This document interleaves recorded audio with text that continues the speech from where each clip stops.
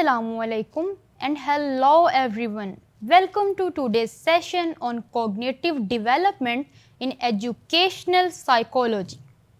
In our previous lecture, we covered Piaget's stages of development from concrete to abstract thinking. We also explored Vygotsky's socio-cultural theory, highlighting the role of social interaction and the zone of proximal development in learning. Today, we will combine insights from Piaget and Vygotsky, introduce the information processing model, and discuss key cognitive skills like self-regulation, executive function. Let's dive deeper into how minds grow, learn, and adapt. Combining Piaget and Vygotsky theory.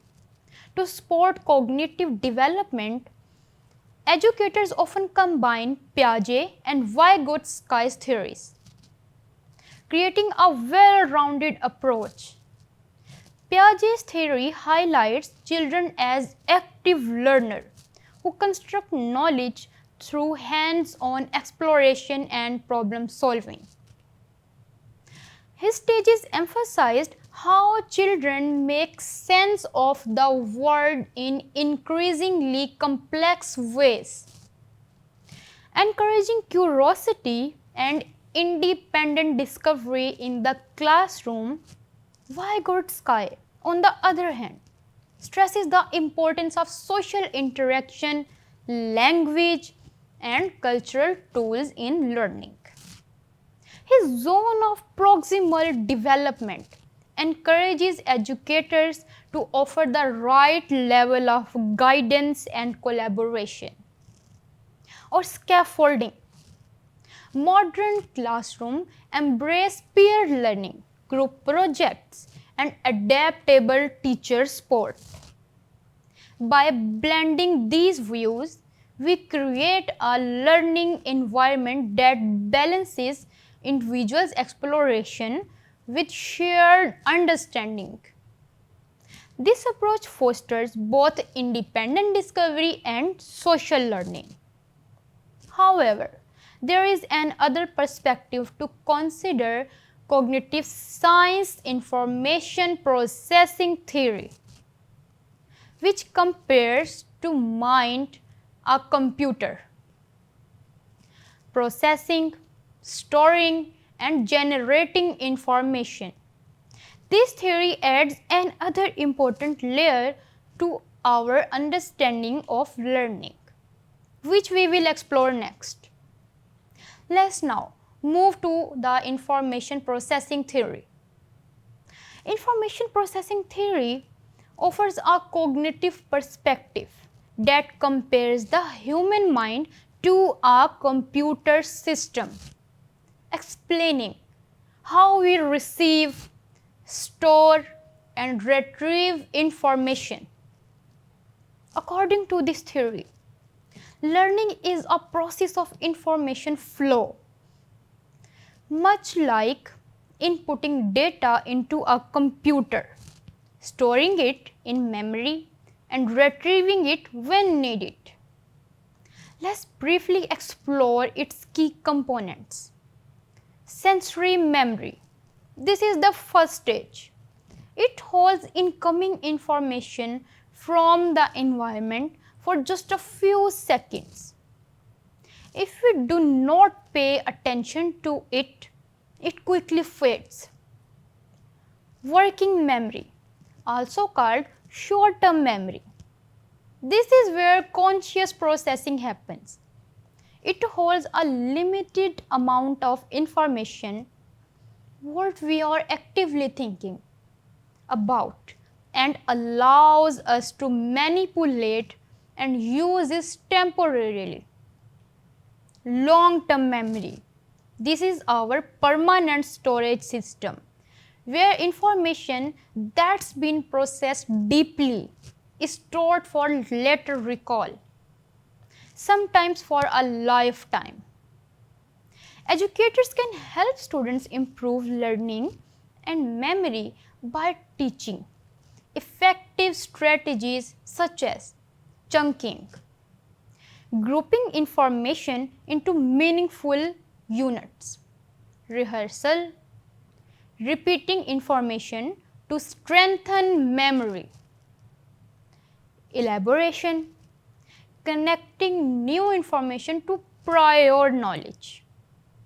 What makes this theory especially useful is that it does not just explain what is learned, but helps us to understand learning occurs through attention, encoding, storage, and retrieval.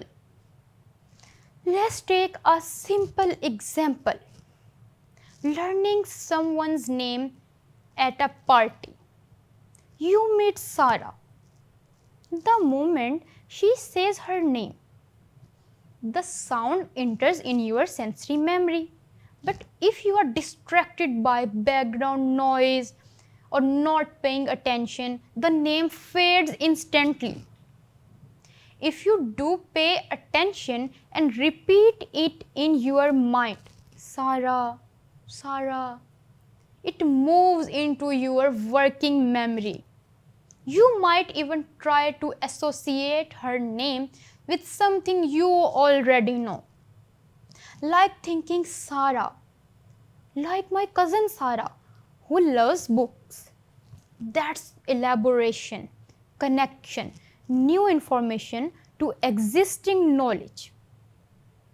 That night, when someone asks who you met, you might recall Sarah easily. That's because the name was encoded and stored in a long-term memory through rehearsal and meaningful connection. But suppose you are feeling nervous or overwhelmed at the party. Your working memory might have been overloaded, reducing your ability to focus or retain the name. That's where self-regulation becomes crucial. Managing your emotions and attention can improve how well you encode and retrieve information. So even in a casual situation like meeting something new, the principles of information processing, attention memory, encoding, retrieval, and self-regulation are all at play. Understanding this helps us become more intentional and effective learners. Whether we are in a classroom, at work, or just making new friends. But memory alone is not enough. Successful learners also need to manage their thoughts, emotions, and behaviors during learning. That brings us to our next key topic, self-regulation. Self-regulation and executive function, one of the most important parts of cognitive development is self-regulation. The ability to manage our emotion, thoughts, and action while working towards the goal. In the classroom, self-regulation allows students to stay focused, follow instruction, and complete the task. Even when there are challenging or distractions are everywhere. At the core of self-regulation are executive functions, a set of mental skills that gradually develop through childhood and adolescence. These include cognitive regulation, planning, organizing, and monitoring one's own learning. Emotional regulation, managing emotion to stay calm and focused under pressure. behavioral regulation, following rules, sticking with the task, and controlling impulses. These abilities do not come automatically. They need to be nurtured. That's why classroom support is essential. Teachers can play a big role by setting up predictable routines, teaching goal, setting a time management, encouraging students to reflect on their learning strategies and behavior. By using these strategies, teachers help students build the habits of self-control, resilience, and focus that are crucial not just for academic success but for life in general. As children move into adolescence, their executive functions continue to develop. This period is especially important because the brain system responsible for decision making, self-regulation are still maturing. With the right guidance, teens can learn to take more responsibility for their learning and actions. Ultimately, supporting self-regulation and executive function is not just about improving test scores or classroom behavior, it's about helping students grow into independent, thoughtful, and goal-oriented individuals. Imagine this, Alex, a student just like you, stuck in a whirlwind of assignments and deadlines, feeling completely shaken. He is feeling distressed with an assignment that seems like a mountain to climb. But here is the twist. Alex's teacher gives him a piece of advice that completely shifts his approach. Instead of trying to tackle everything all at once, the teacher advises Alex to break the assignments into smaller, more manageable goals. By doing so, the task no longer feels an insurmountable challenge but rather a series of smaller steps that he can easily manage. Alex starts by setting his first goal, maybe reading one chapter or writing a single paragraph. With each small achievable goal, his confidence begins to build and stays focused. This method helps him avoid feeling distracted or discouraged. As he progresses, Alex strengthens his cognitive regulation skills, the ability to control his thoughts, emotions, and actions to stay on the track. By sticking to his plan and meeting each goal, he completes the assignment on time.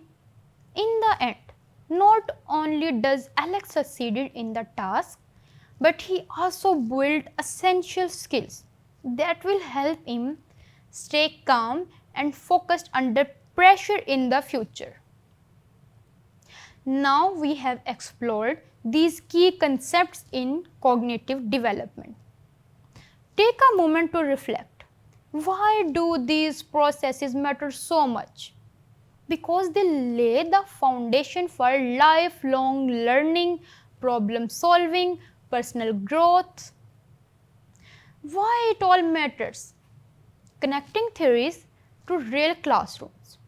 Understanding cognitive development helps us meet students where they are, whether they are beginning to solve problems or learning to manage their attention and behavior.